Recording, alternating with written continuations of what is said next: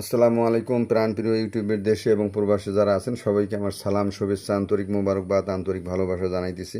প্রিয় দর্শক মণ্ডলী, আজকে যে ভিডিওটি উপস্থাপন করছি এটি হলো বাড়ি থেকে অভাব দূর না হওয়ার কারণ, বাড়ি থেকে অর্থ প্রাপ্তি সবসময় না ঘটার কারণ। প্রিয় দর্শক মণ্ডলী, অভাবে যে কারণে অভাবগুলো হয় সেই কারণগুলো আমি বলছি।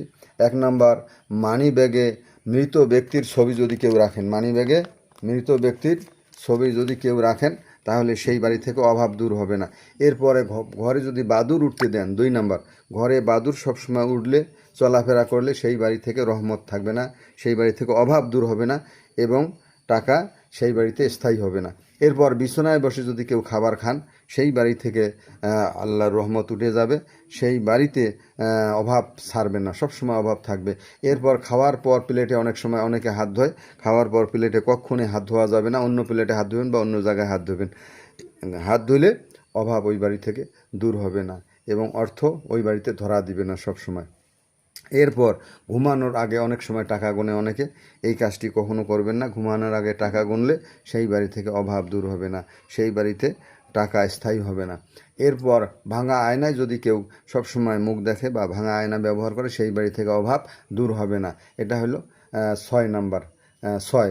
এরপর 7 নাম্বার হচ্ছে বারবার উপার্জনের কথা কাউকে বলা, মানে গর্ব করে বলা, অহংকার করে বলা, উপার্জনের কথা কাউকে বলা যাবে না, বললে সেই বাড়ি থেকে অভাব দূর হবে না। এবং সবসময় যদি মাকড়সা জাল দিয়ে বাড়ি ভর্তি হয়ে থাকে এবং মধুমক্ষিকা অর্থাৎ মৌমাছির বাসা যদি বাড়িতে দেন তা সেই বাড়ি থেকে অভাব দূর হবে না, অর্থ থাকবে না।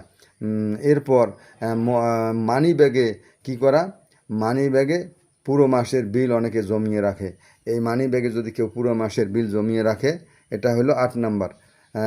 মানি ব্যাগে পুরো মাসের বিল জমিয়ে রাখা যাবে না। এরপরে অহেতুক পশু পক্ষীকে আঘাত করে, পশু এবং পাখিকে অহেতুক আঘাত করে, অপ্রয়োজনে আঘাত করে, এই কারণে ওই বাড়ি থেকে অর্থ থাকবে না এবং অভাব ছাড়বে না। এরপর ভাঙা চিরুনি ব্যবহার করা, ভাঙা চিরুনি ব্যবহার করলে সেই বাড়ি থেকে অভাব দূর হবে না। এরপর বিকেলবেলা অথবা সন্ধ্যায় যদি কেউ ঘুমায় থাকে সেই বাড়ি থেকে আল্লাহর রহমত থাকবে না, সেই বাড়িতে অভাব দেখা দিবে এবং টাকা সেই বাড়িতে স্থায়ী হবে না, থাকবে না।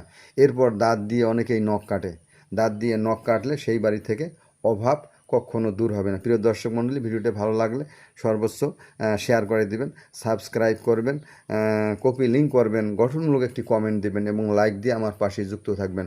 সবাই ভালো থাকুন, সুস্থ থাকুন, নিরাপদে থাকুন। আসসালামু আলাইকুম ওয়া রাহমাতুল্লাহি ওয়া বারাকাতুহু। সবাইকে অনেক অনেক